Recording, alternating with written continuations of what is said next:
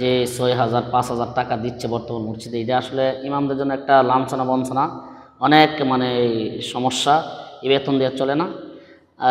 আমাদের মসজিদ এলাকা ভিত্তিক চালানোর কারণে তাদের কাছ থেকে আমরা তেমন কোনো জোরপূর্বক বলতে পারি না। তারা যা দেয় তাতে আমরা এই চলতে হয়। কোনো কারণে আমাদের কষ্ট, অনেক কষ্ট। বাংলাদেশ একটা মুসলিম কান্ট্রি, ইসলাম প্রিয় মানুষ জনসাধারণ, এই হিসাবে আমরা আলহামদুলিল্লাহ।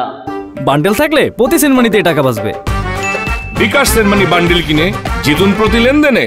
যথাযোগ্য আমরা সম্মান পাচ্ছি, এতে সমস্যা নাই আলহামদুলিল্লাহ। আমাদেরকে যেখানে আমরা থাকি সেখানে আমাদেরকে সম্মানের সাথে রাখে।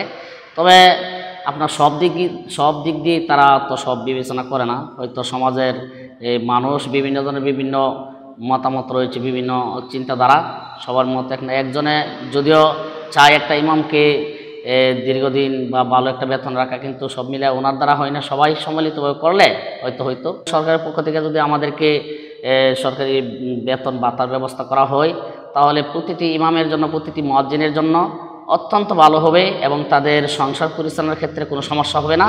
এটা যদি অচিরে হয়ে যায়, সকল সমস্যা দূরীভূত হবে ইনশাআল্লাহ। আলহামদুলিল্লাহ কোনো রকম চলে আর কি। আমাদের মসজিদ বর্তমান সময় যে বাংলাদেশে মসজিদ রয়েছে, প্রত্যেকটা মসজিদের বেতন ইমাম সাহেবের কম।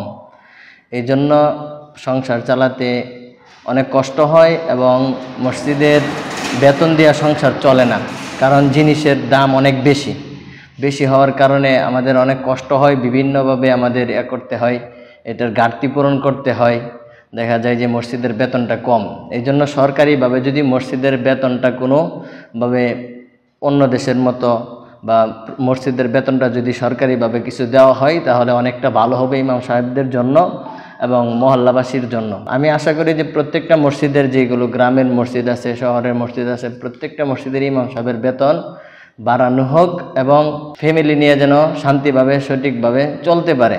ইমাম হিসাবে আমার তো এমনি আলহামদুলিল্লাহ শুকরিয়া যে সবাই সম্মান করে, কিন্তু টাকার দিক দিয়েই কম। ইমাম সাহেবদের বেতনটা হলো টাকার দিক দিয়েই কম, আর এমনি সবাই সম্মান করে, ইমাম সাহেবদেরকে শ্রদ্ধা করে, এজন্য আলহামদুলিল্লাহ। অন্য চাকরিদের যেমন সরকারিভাবে বেতন দেওয়া হয়, সরকারি চাকরি বা বিভিন্ন জায়গায় সরকারি খাতে টাকা দেওয়া হয়, আমিও আশা করি যে প্রত্যেকটা ইমামকেও যেন সরকারি একটা বেতন দেওয়া হোক, যেন সরকারিভাবে তারাও যেন চলতে পারে। কারণ একটা ইমাম সাহেব হতে হলে হাফেজ হতে হয়, আলেম হতে হয়, মাস্টার সার্টিফিকেট আছে, মুফতি সার্টিফিকেট আছে। এজন্য সরকারিভাবে যেন ইমামদেরকেও একটা সম্মানী দেওয়া হোক।